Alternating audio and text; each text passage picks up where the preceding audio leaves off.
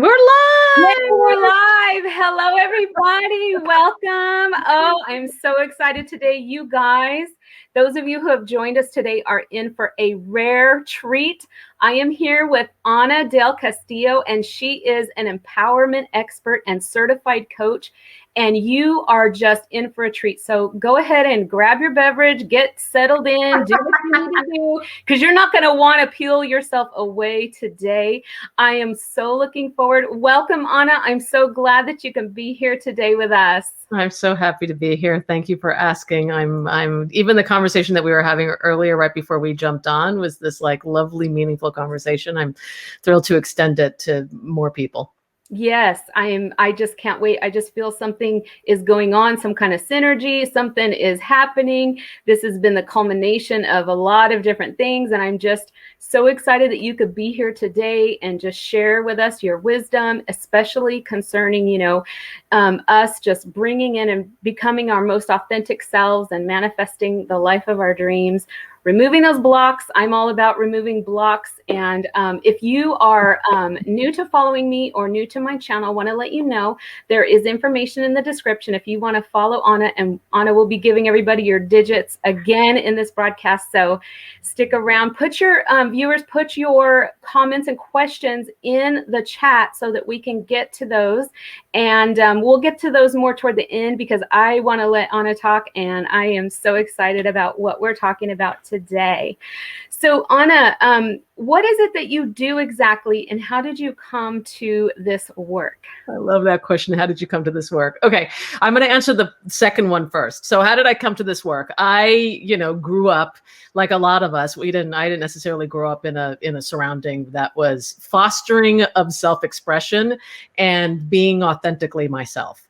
I was, in fact, I grew up in a household where that was diametrically opposing sort of forces, and I was somewhere in the middle, sort of like squeezed in and sort of squashed.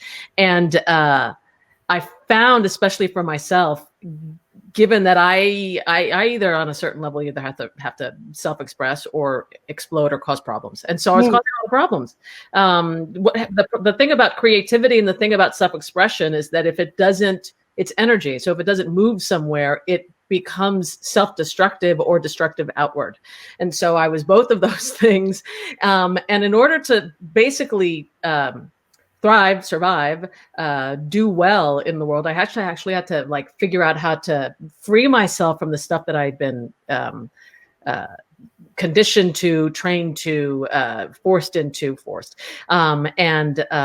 figure out how to actually be authentic and be myself in a way that for a long time I did it reactionarily wise, you know what I mean? Watch me, like that kind of thing. Mm-hmm. And then eventually had to learn through a lot of trial and error, how to just fundamentally be myself, regardless of what was going on outside. Mm-hmm. And that took a long time. And I was also someone who was just, an earthy, wiser soul, so to speak. And I was always, people were always coming to me and always giving themselves their stories and their feelings. And I was just one of those sounding boards. And so at one point I became, a number of years ago, a certified coach and made it official. And so that's how I became that. That's the real Reader's Digest version of that. I'd been through a ton of trauma and worked my way out of that. And so that's the short version of that. And what I do with women is I specifically work with women. There's two groups that I work with that are my sweet spot. First one is women. I love working with women, especially women that are already doing great things in the world or really finding themselves being like they're successful in a lot of areas, but for whatever reason, we as women find that we're doing all the right things. We always do the right things. We're always sacrificing ourselves for our family and for the people around us. And yet somehow it's not giving us the payoff emotionally and psychologically. We're not actually happy. We're not actually really, we're just somehow the world that we've created and the life that we've created for ourselves has us feel less and less and less in the world, in our body, in our joy, in our heart, and in our own throat so that we can speak. I absolutely love that. Absolutely love that. So I work with women to actually get themselves back in their body, back in their sex, back in their hearts, back in their everything in an authentic way that feels good to themselves and to the people around them. Like genuinely. That's amazing. That's amazing. And then the other demographic I work with and around is that, I have a particular expertise around disordered or adaptations, ways of being, like narcissism, borderline schizoid personality disorder. And I even though a lot of people are walking around with those kinds of adaptations, they don't know they're walking around with those kinds of adaptations. And so I know how to really point people on the map about like how to actually heal from those kinds of shattering experiences.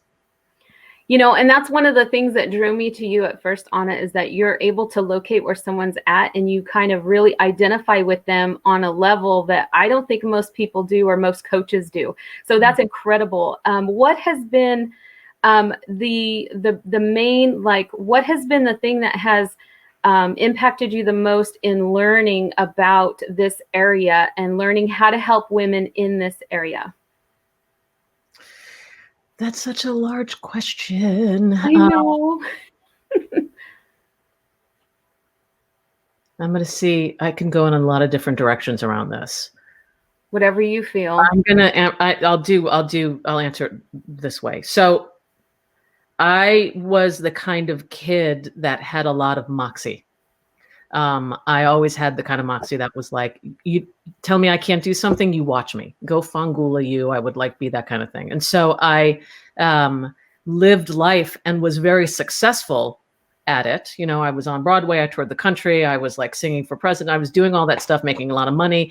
And I had a lot of rubber skin, so to speak, like things didn't really get in. I remember being on stage at one point and someone who I admired for many, many years was on stage performing. I was performing with one of the people that I had like admired greatly. I was at a milestone moment in my life. And I remember being like, I can't feel anything. That's so interesting. I wonder what I'm going to have for dinner. Like nothing got through, like nothing. Wow. And I didn't even know that nothing was getting through. Mm-hmm. And then, there's for people who don't know my story, then something really large happened in my life. And I'd already had a number of things in my life that were large that I built sort of a lot of Kevlar around myself about. Mm-hmm. Pardon me, my father and my brother were both murdered, and I was in a fight with my dad at the time when it happened. And the thing that I got deeply when that happened was the thing that ripped into my mind at 3 a.m. when I got that call, because I was on the road with the show, was I hadn't told my father that I loved him because he and I were in a fight. Oh. And I had an inkling that day to do so. And I didn't. And I didn't know that I was and I had my reasons for why. Mm-hmm.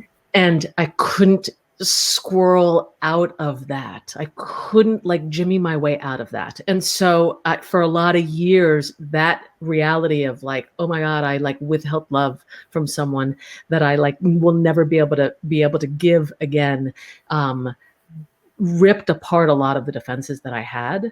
And then I went the exact opposite route, which I just couldn't quite find the moxie again. I just couldn't.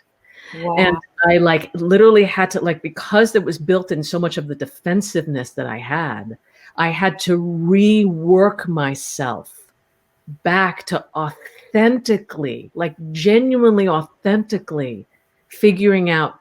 First of all, I was shattered all over the place, and I had to bring all the shattered pieces back, love them back into myself, find their own voice, and then bring them back into mine, and actually had to recreate myself to a large degree all over again. Maybe all for the first time because I had built a false self when I was younger. And that process, that deeply intimate, incredibly challenging, meaningful process. It's like a lot of dark nights of the soul has me for, that was the curriculum I had for my life to be able to I saw into myself, and that actually gave me the insight to be able to see into people and what people were doing and why and what was going on, and to be able to lovingly, acceptingly speak to hear what someone is saying underneath, and then speak to that, and then draw out the truth.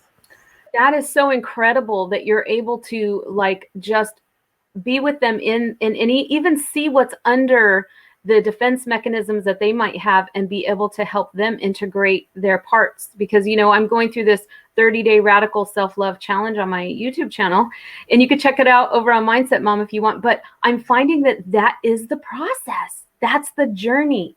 Taking all these fragmentations, just as you said so beautifully. I love that. I love that. I want to say something to what you just said. There's no, what most people do, and the reason why, since you talk about mindset, is I love the 30-day challenge. I would encourage anybody who wants to do that to do 30-day containers and then do that ongoing for the rest of your life. Yes. It never ends. They continue for the rest of your life. Okay, great. Next one. Because there's no amount of self-hatred or self-criticism that's ever going to bring you into self-love. It's never going to happen. Ever. I love that. So self-love is actually self-acceptance and self-love is actually the only way through. And what would you say to the women who don't understand that?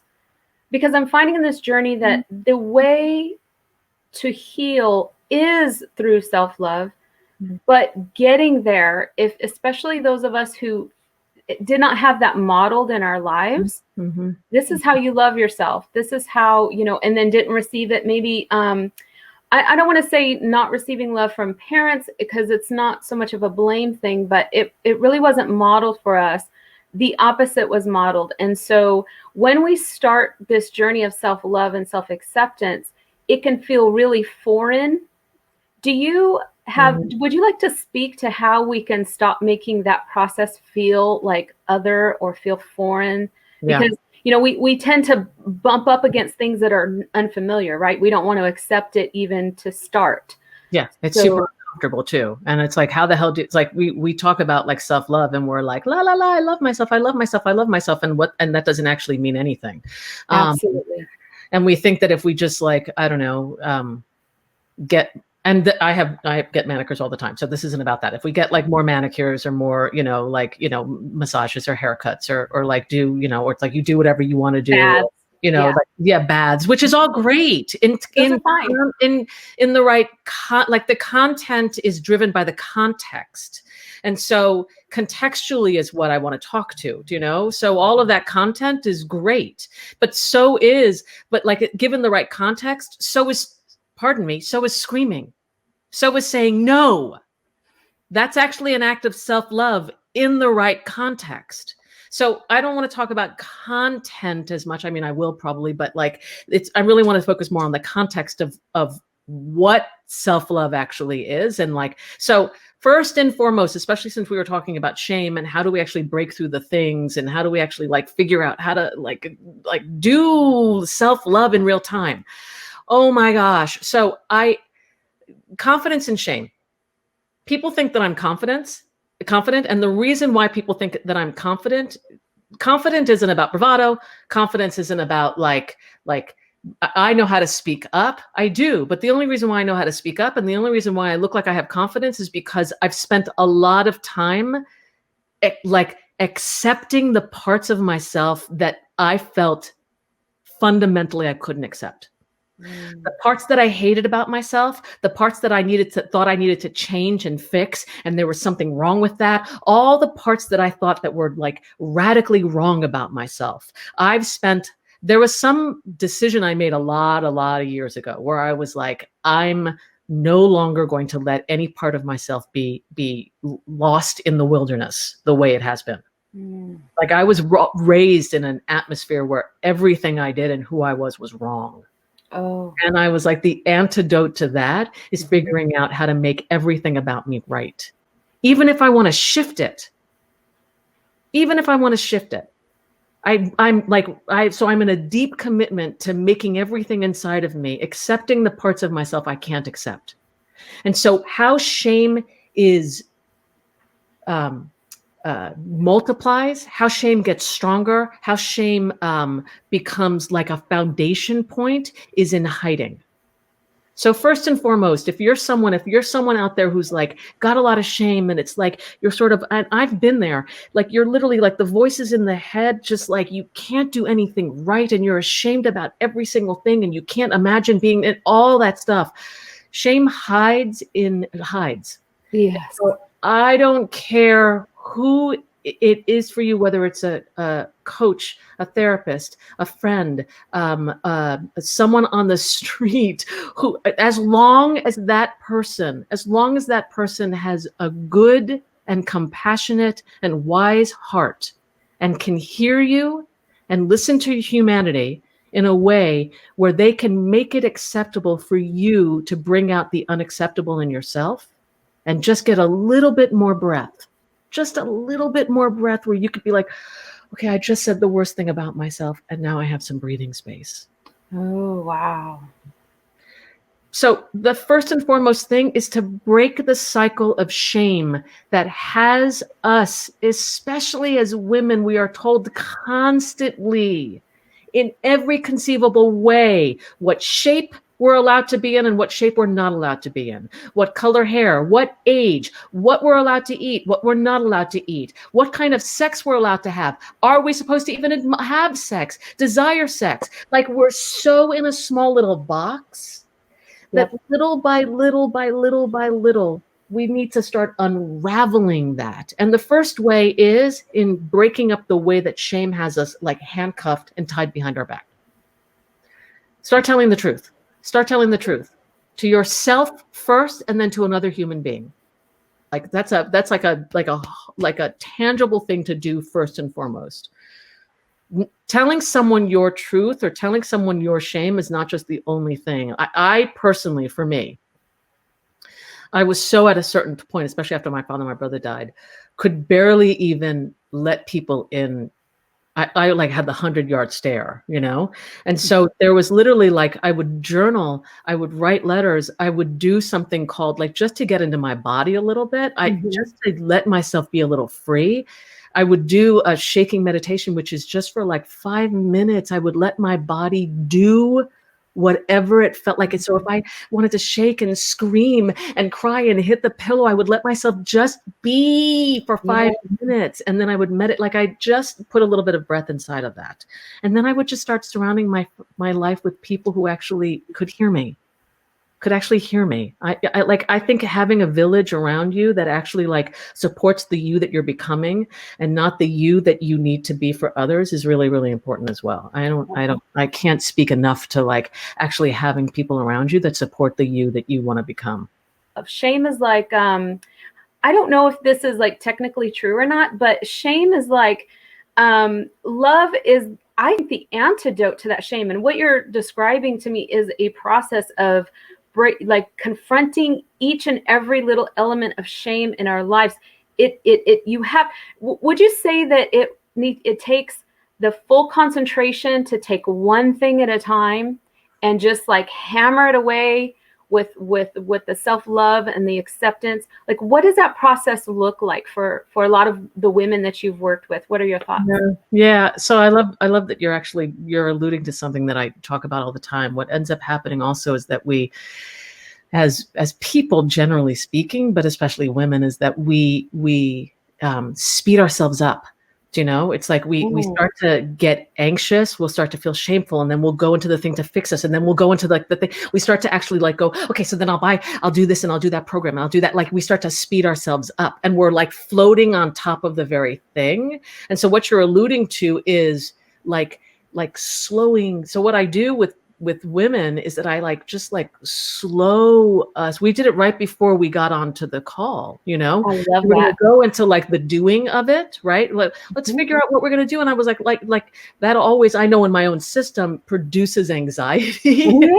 Yes. I'm doing. And so let's just like, we'll do the doing. Do you know what most of us have? It's not just a woman phenomenon, by the way, but it's for sure, because women are, it's funny, like, you know, there's this joke about how in the movies, the women are always portrayed like, what do we do? And like, I don't know any woman who's like, what do we do? Women are like, you do this and you do that. Women are like master doers, you know?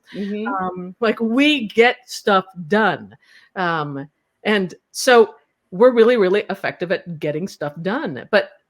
And what we think in the world, the way to actually achieve things and you know, and get things and like all of that stuff is that we, like, if I write the book, then I'll be successful and then I'll be happy, right? If I get the job, then I'll have money and then I'll be happy. And like that model is literally like the what's called the hedonic treadmill, right? The hedonic treadmill, which is just like you're constantly on this treadmill that you get nowhere, but you think that you're going really far and you can like accomplish a lot of stuff in life.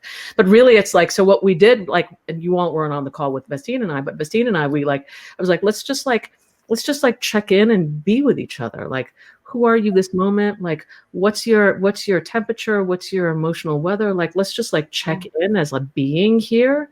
Yep. And then from that being, whatever that being is, if you were sad, if you were angry, if you were like, you know, like melancholy, if you felt really horny, if you felt really like like whatever that reality is, let's just meet it right now and bring acceptance to it. And like, actually like let that next moment be whatever that next moment is. Absolutely. And I love that. I love that you take the person right where they're at and then you just let them be, like with whatever emotion, whatever is going on. Just like, I love this whole thing you talk about too, Anna, that you want to bring us back into our bodies. I think we spend so much time up in our heads, which takes us to the future. And like you said, all this doing, you know, in fact, you know, my daughter listens to piano music at night and, you know, she's been having a hard time. So I've been helping her get to sleep at night. And there was something that she was listening to last night and it produced, like, I had a dream, but the music was very sad and like on a deep level. And I woke up from that. It woke me up. It was getting into my dreams and it was just very sad, you know, and I didn't allow myself to just feel that sadness in the moment. So I'm reflecting on the words that you said and like, maybe I just needed to sit with that for a minute. Like maybe there's some sadness that needs to, you know, I need to acknowledge in my heart, you know, and be in my body like you're talking about. I love that. I love that. Absolutely love that. And then to have the community come and surround you with support, to become who you are, not who you need to be for other people. I think we as women, we still like, it's so hard to like renew our minds to the fact that we need to be present. And I absolutely love all the things that help us, such as meditation, helping us get into our body, you know, even putting your hand on your heart and breathing is so powerful. And having that support system. What would you say to women who maybe don't have the support system surrounding them right now, but could maybe find it? I mean, do you have any suggestions? I get teary-eyed. First of all, I wanna,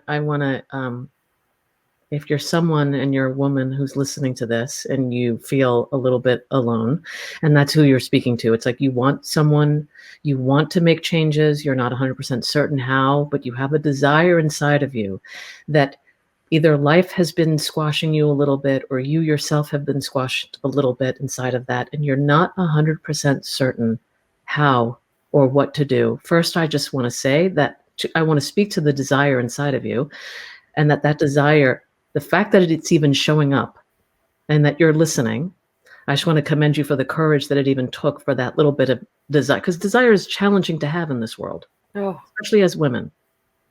So I first want to acknowledge the small desire inside of you that's speaking up and saying, I want something like that.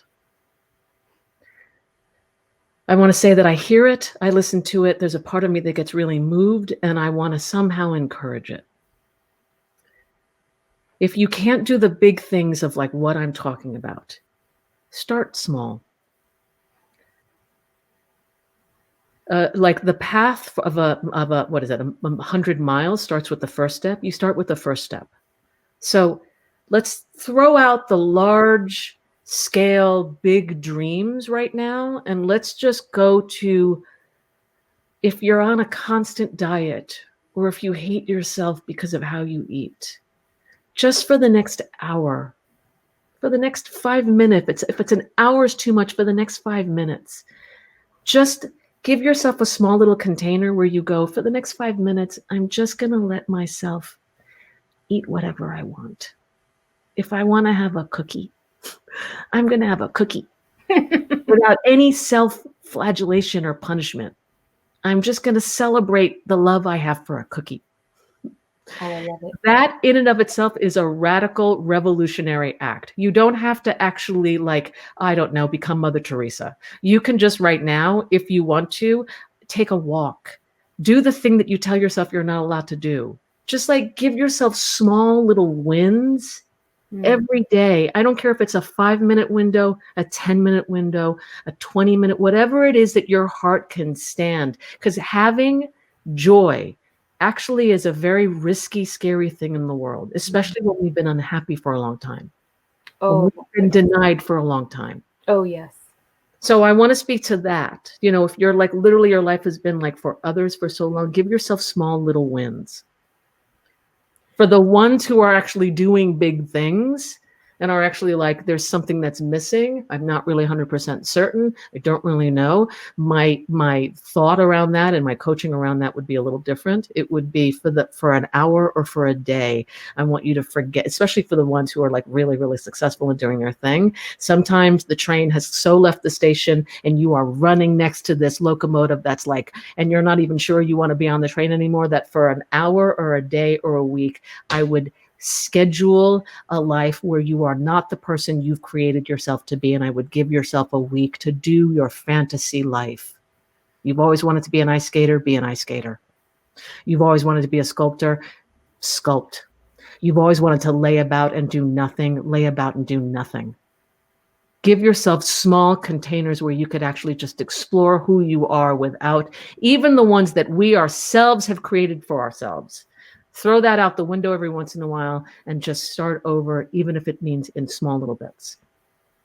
Oh my gosh. You are.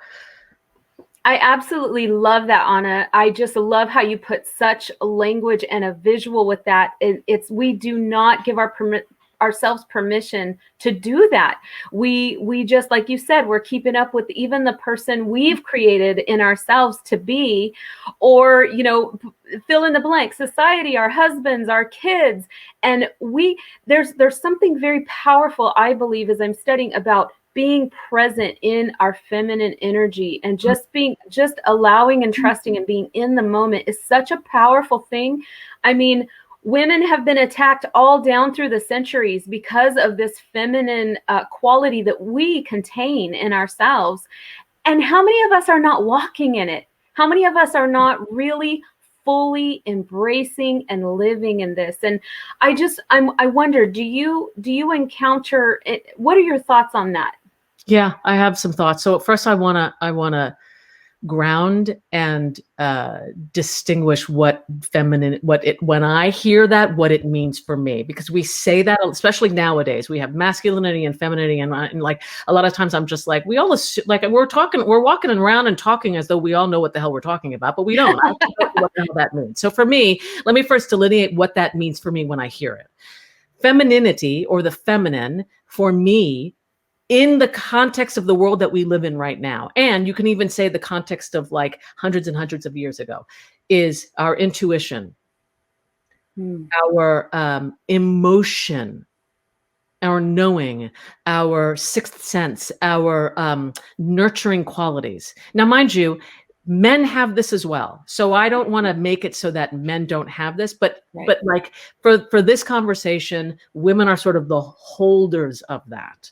Yes. For this conversation. Throughout a lot of our history, at some point, those things, our intuition, our feeling, our passions, our knowing, our ability to do magic. And I don't mean like scary magic where we conjure or like witches. Although women from, years ago, if you had a sixth sense, if you were like a little bit more passionate or a little alive, you were doing magic, you were considered scary. Right. Mm-hmm. So our magic could be our ability to actually produce good feelings in the people around us, produce love, produce color, make things right. Have you ever seen, and I don't want to speak in generality, but like, you've seen men who like their lives sort of look like whatever, and then a woman comes in and she like makes the house beautiful. suddenly the man is this handsome man because she's like, we just need to spit shine you up a little bit. That's a form of magic. Yes. It's a form, it's like a way in which women, we go, I have this sixth sense. I don't know why, but I feel like we got to go right as opposed to, I know that the mirror, but like in my way, this is right and you all are over there, it's left. But like right as opposed to left, we've shamed that. And so we as women, what we do is because we're part of this world, we have taken on, and there's a lot of different ways that we are taught, we are shown, we are like, conditioned into just squashing our own innate nature and knowing and instinct, our ability to actually like feel alive and passion. I don't know why I want to dance right now. I don't know why I want to like love my body right now. I don't know. I want to do my hair. I want to like be whatever that stuff is. Love it. So that's what I hear. I wanted to get very, very clear about what feminine is. And so I don't think we can talk or have a real conversation about how to break through unless you actually know what that is. So now that we know what that is, how do we foster that in ourselves? So when I have a knowing, so part of it is slowing down as opposed to squashing. If I'm angry about something and it's illogical, that's part of the whole, she's crazy. No. I'm angry about something. I don't know what it is, but I'm going to take that feeling seriously. I'm not going to punish everybody around me. Mm-hmm. I'm not going to suddenly Dracarys, like in Game of Thrones, where I suddenly have the dragon that comes out and burns and napalms everybody around me. Although in my school of thinking, in terms of a woman's freedom, and this is maybe a dangerous thing to say, when a woman is genuinely unleashing her power, I would genuinely prefer she burn the barn down and we can clean it up afterwards, then keep that power in. That's because powerful. the power's got to go somewhere. So I'd rather go out than destroy her. But if we're going to talk about then like following the instinct, why do I feel sad right now? Well, let me lean into it because I can trust myself. Why am I angry? I don't know, but I can trust myself. So let me lean into this. I don't know why. I just want to like I feel, I don't know why, but I trust myself. It's the fundamental contextual shift of I can trust myself. That's how we shift internally, and then internally becomes externally. That's how we shift the relationship we have to the feminine. And then we don't allow people in our space. We just simply don't allow people in our space. When they start to do that, we either shift them, train them, love them into, or we leave them. Like, that's it. Mm-hmm. Or we just let them go. All right, you just don't give them energy. I'm playing this game. You want to play this game with me? Great. I love it. You have just described my whole life in a nutshell. Like, really, this is just incredible. You are just so confirming and affirming lots of things for me. This is incredible. I'm just like on the edge of my seat of what the next thing you're going to say is, because I'm just tracking with all of it. And I think that because, those of us who have started on a journey of self, just knowing ourselves and giving ourselves permission, like we have not advocated for ourselves, some of us, for years. Okay. And we haven't had that, like you mentioned, that coach, that person, that whatever. We might have along the way, and I'm so grateful for the people that have been in my life to show me things about myself. And I'm forever grateful about that, and to them. But I love what you touched on about self-trust. And I would like to talk about that a little bit more, because I'm finding that, like, as I've been doing this 30-day journey, trust just popped up. Like, you need to deal with trust. Like, really? Oh, wow. I didn't realize I didn't trust myself. Do you know what I'm saying? Oh, yeah. It's called being a woman. It's called being a person.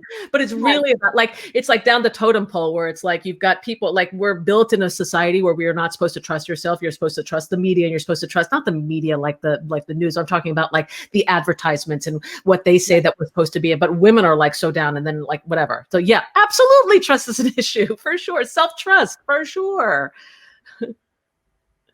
Incredible. Do you want to speak to that a little bit, or do you want me to say something to that, or do you? Yes.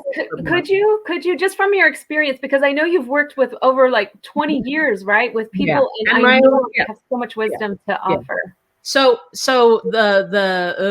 this is like a bigger conversation. this bleeds a little bit into the conversations I have about disordered people. Like, there's a big conversation out there right now about, or big, given some of our politics, narcissism and borderline and schizoid and et cetera, but narcissism especially. And some of us are in relationships with people who may not be full blown narcissists, but they might have narcissistic tendencies, or maybe ourselves, if we're walking around in life and our relationships aren't quite working, and then we are constantly going like, it's them and the world and so, you might not know that you have some narcissistic tendencies or adaptations that you're leaning towards if your like life and your relationships aren't quite working out. Oh my gosh.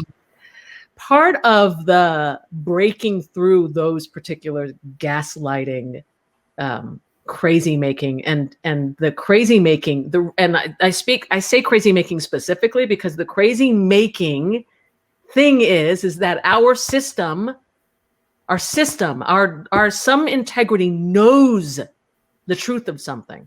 But in the face of someone, and it's not just someone, it's sometimes like life or the way it's done or your family or religion or something, tells you, no, this is how it's done. Like, you can be inside of like really unhealthy situations or communities or family systems or dynamics or whatever. And it doesn't even have to be textbook unhealthy. It could be unhealthy to your system. Someone who needs to eat meat, but is in a vegetarian society and is getting sick. There's nothing wrong with vegetarian, but if the person needs to eat meat, they should go eat meat. And so like they can make themselves crazy. So this isn't about right or wrong. Right. This is about rightness and integrity. That's different. So you could be walking along and something is right for you and that something feels wrong. But if you rock the boat, or if you speak up or so and so, we start to pretend that our feeling is not there. We don't trust ourselves because everybody else is doing it. And look at how well it's working for that person. And I don't know, and so, blah, blah. And that person seems to be happy. And that person's like so, and blah, blah, blah. I'm like, and then we're just so disconnected from ourselves that they can't even, and then we're just like miserable. And then we start to it's crazy making. It's completely crazy making. In the small ways, how we like get present to ourselves and how we break the cycle and we start to trust is we just tell the truth, which is and I'm just going to say a bad word. I feel like shit. Yeah. I feel horrible and I feel crazy. And I don't know why I feel crazy. And I don't know if I want to cry or scream or kill you or kill myself. I don't know what's going on. You just tell the truth. And you basically just go, I'm not going to do anything right now until I 100% know. And I'm just going to start to like follow. And if you have to say the madness, follow the madness. It will make you sane. It will. I love it. I love it. Little by little. And that's such a brave and courageous step, don't you think? Because when you're getting the signal, like you said, from everywhere else that this is not the way it's supposed to be, just to kind of break through that mold and say, no, but this is the truth of how I feel. That's like, isn't that like the first step out of hell for some people? And by the way, it's biologically wired into us. Our need for belonging is hardwired into ourselves on a survival level. So you are not, for those of us who are struggling with if you're shaming yourself and you're thinking, why can't I be strong enough to speak up? And so stop doing that to yourselves right now. Stop. I have a magic wand. I'm going to just do toom. Stop doing that to yourself right now. It is hardwired into us. Our need to belong is more important than food. I'm not kidding you about that. That's how powerful that is. So if you are inside of a community or a marriage or a relationship or a situation where you feel compelled to betray yourself in order to belong, I understand. It takes enormous courage to even contemplate. You are not crazy. You are not doing it wrong. It's hardwired into your system. If you need help in becoming more authentically you and you are involved in a situation that is just not good for you for whatever reason, not bad, not because they're bad people, not because they're bad situations, none of that. It's just not necessarily good for you. Know that you are under a circumstance and a situation that is larger than you, and that you need help. Like one stick, if you try to break it, will break. But if you put a bunch of sticks together, it becomes much harder to break. You like little by little build your system and your foundation so that when you don't start in your life at the 100-pound weight, you start at the 2-pound weight. And you build the muscle from there to the 5-pound, then the 6-pound, then the 8-pound. You get really good at that. And eventually, the 100-pound weight will be easy, but don't skip to the 100-pound weight. You do it little by little. And trusting yourself is literally as simple as, I'm just going to let myself sleep for an extra hour. I know what a lot of moms that just really landed with them. Yes. Something so simple as a physical need, right? Yes. I'm going to put this need for an hour of just me time, just an hour. I'm going to trust that. I need that. Great. And then advocate the hell out of that. Mm-hmm. Be worth it to you for that hour. I'm going to stand on my hill, and I'm going to make sure that I have that. It's the first is the fight internally, and next is the fight externally, until you realize you don't need to fight at all. And that's a process. Oh, I absolutely love that. And just the fact that, you need someone sometimes an objective person to kind of walk you through, because an objective person can see what I can't see going on in my life. They might, like you were able to say, let's just get present. Let's get, in the moment, take our emotional, spiritual, if need be, temperature, and just kind of start from there. Just an honest statement about how you feel. I mean, you kind of need somebody, like what you did for me before this call, is you kind of need somebody with objective eyes, somebody who's not involved in your life and in the craziness and the drama, to encourage you to do that. Because when I started taking, like you talked about staking your stake, when I started doing that in my life, everything started to change, everything. And then just, everything started to unfold. I knew exactly what the next step to take was, but you have to start somewhere. You have to start somewhere. And so for me, being a schooling at home mom, that I'm always with my kids 24/7, like, and that's not a bad thing. And I'm not looking at that with judgment. I'm just saying in that there are some needs that I have that I need to address for myself so that I could really show up as my most authentic self. Because listen, I don't want a stranger raising my kids. I don't want a stranger living my marriage. This is important. I have to take this first step. And for me, it was personal development and self-care. And we're not, like we were talking about before, it's not like the bath and the manicure. I mean, those are great, but that's not what we're talking about here. We're talking about the internal work. Yeah. And so I love that you speak to that, Anna. The content is actually nothing if your intention and your context isn't aligned. So you could be, we can be as people, as women, we could be like, all I need is a massage and stuff. And then you're on the massage table being like, oh God, I'm leaving my kids and I don't know why I'm leaving my kids. And I don't know, like you're like actually you're thinking of them the whole time. Anxiety. Yes, right. Exactly. So being on top of not having the context is actually like a little bit of hell that you're walking every single day. And you're like, see, that never works. I don't know why even people that doesn't work. Well, of course it doesn't work. You're not actually addressing the relationship with yourself. Absolutely. Absolutely. And I love that you speak to the fact that, as women, we need to do this. And I found that that's so many things kind of line up from there. I don't know. What are your thoughts? Because when I started on self-care journey, it just seemed like doors opened up for me that were closed before. And maybe it's because I was opening up from the inside. Yeah. Yeah, you're speaking to like a phenomenon that's like that, that people tell you and you don't know it's true until you discover for yourself that it's true. Right. I used to hate hearing just like, I remember when I was in heartbreak land, and it's like people who are single and people who are like coupled up and happy, they go, you just stop thinking about it and then it'll come to you. And I would always be like, fuck you. Right. You know, so I don't want it to sound patronizing or like, you know, especially if you're really working through something and suffering through something, like it could come across a little bit like, well, you just like sort of imagine yourself into joy, and then that's not actually how it works. It does, but it doesn't. Mm-hmm. It's genuinely like, oh, we're talking about a level of surrender. People talk about surrender like it's the easiest thing on the planet to do, especially for women who like to control and who are smarter than everybody else around them. So, so you are one of those women, and I am one of those women who, for the most part, I like to control.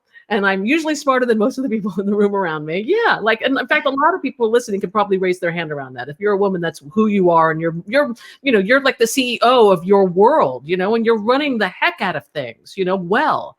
And when people come in and they do it wrong, you're like, yeah.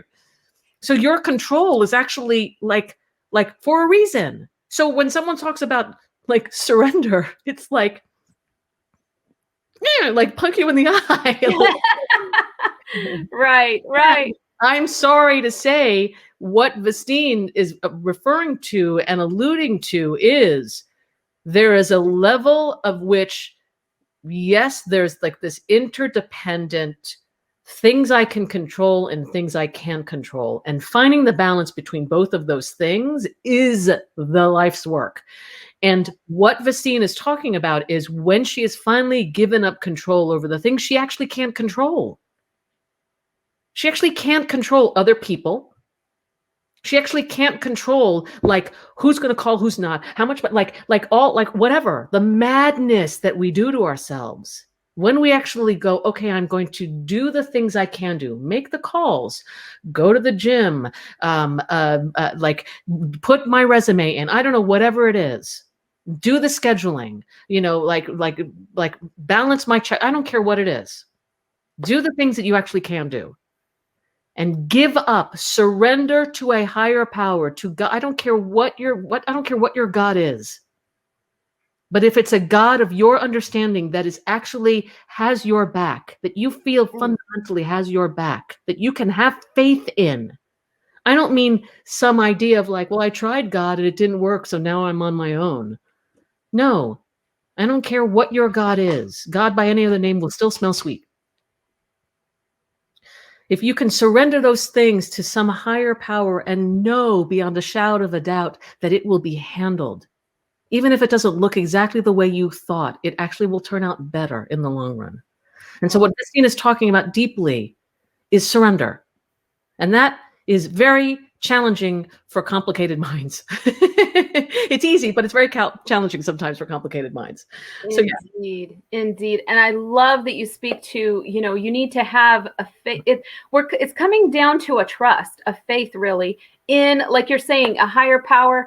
I grew up in the recovery movement. And so I'm sorry, it works, 12-step program. It works to an extent to where, hey, you know what? I have a relative who was in recovery for 20 something years. And when she first heard that they said, oh, you need to submit to a higher power, she was out the door because of spiritual abuse growing up.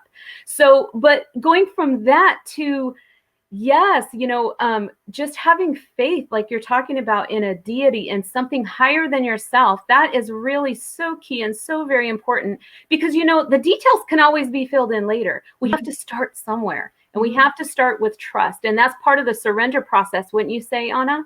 Mm-hmm. Oh my God. Yeah. Listen, I've had a heck of a curriculum in my life where it's like, I did not realize, like I've had, you know, like just growing up, just like violent, like I've had a lot of stories. And then of course my father, my brother, like I've had a lot of reasons for why I could look at evidence and be like, there is no loving God in the universe. Absolutely. And I have to say that for me personally, believing that produced an experience of life that I got tired of living. Wow. I could see evidence of that everywhere. And I did. And it made the quality of my life feel a certain way. And it wasn't until I actually started to genuinely challenge that. Because some part of me on the inside was like, well, I remember at 5 years old believing that, and somewhere along the way I know all the reasons why, but like what if I could go back and like, and so when I started to actually like little by little, okay, I will believe this much. Okay, I'll believe this much. My life got to the degree that I was able to give over, that's how much better my life would become. Wow. So for those people who have lots of reasons, I am not going to like, there's a lot of spiritual bypassing that happens. I am not one of those people that's going to look at you and go, it's just, it's whatever you make. No, no, no, no, no, no, no, no, no. We are walking around with a lot of shock and horror and pain and suffering and grief. I'm not going to like step over that. That actually did happen to you. And there's a way in which we've made meaning of the things that have happened to us. And I'm not going to go into this thing, but I've had like rapes and things. Like if I could, those things have happened, but the meaning I made, I'm not worth anything. Men are shit. If I make meaning from that, that's the world I will look and see and have proof around. And trust me, I will make that world happen around me. But that's not my world. Trust me when I tell you that is not my. I just feel like I just put a bomb in the room, but whatever. But like, no, that's great. I love it because, a lot of people I think can identify with that. I think they can identify with what you're saying because you've just taken the lid off of their shame. And so the bomb maybe you're feeling is like, oh, there it is, And so it's like you're giving women and men permission to, hey, there it is, the elephant in the room.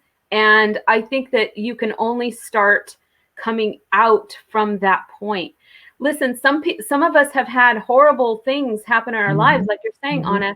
We're not even willing to acknowledge it, but the meaning that we attach to the event and the pain and the hurt and the horrificness of it is still running in the background. It's still causing us to make certain decisions in our lives, causing self-sabotage, causing destruction to relationships. And we can put whatever even spiritual band-aid we want on it. It's not going to go away. No. And so I love that you just put the bomb in the room. I just love that. So thank you so much. You're welcome.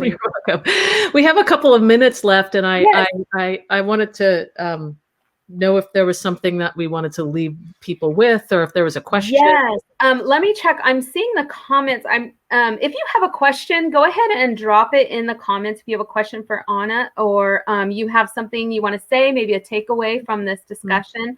I know we had some tech problems in the beginning, but I do know we are going good now.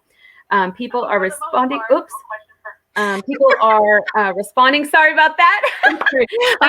I've been there, done that, so I understand. Don't worry about it. People do these lives, and then they're like distracted by the comments and everything. But I don't have any comments so far. But I want to let you guys know, those of you who are watching the replay, that definitely you can put comments on this replay or wherever you might see this on YouTube. Also, Anna has a website that you can go, and she has a wonderful blog. I just want to invite you to go over there. Her website is www.adlifedesign.com. That's adlifedesign.com. And you can check out her blog. It's amazing. I started getting into it. I can't wait to dive in more. She has so much experience in this area that we're talking about today, and lots of other things. And so you want to go over there. You can sign up for a free consultation with her on her website, and also check out her YouTube channel as well, because the YouTube is, I believe, the YouTube channel name, I have the URL. I'll put it. Disorderly Conducts. Disorderly Conducts. Yes. It's all about disorders and things like that in a way that's a little bit more humane and has some clarity. It's amazing. So if you want to delve more into learning about borderline personality disorder, narcissistic personality disorder, and schizoid, go there. A little light study. Yeah, I know. It's like, I love it because it's so in depth. We need, and I know she does, interviews with experts in this field. And I know we hear a lot of things, right, in pop culture, and this has become very popular to talk about narcissists and gaslighting and all this stuff. There's so much information out there, but you're getting quality information on your YouTube. So I just want to thank you for that so much. Yeah. Is there anything else that you would like to talk about before we close? Yeah, I want to leave people, because we only have like a couple of minutes. I want to leave Yeah. this is what if there's nothing except for this that you took away from our conversation, is I want to reiterate that there's no amount of self-criticism or self-hatred or self-flagellation or self like hatred. I'm going to repeat that. Loathing, control, like definite, like I need to control. No amount of that is actually going to set you free and have you feel good about yourself. And so take the radical first step.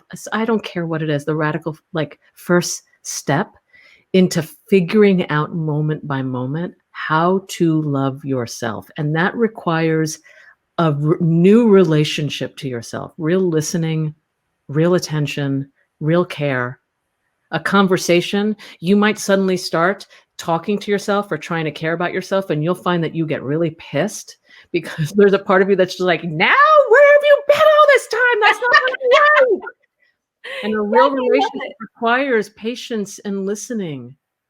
And so if there's nothing else that you took from this conversation except for like, how do I start this? That's how you start.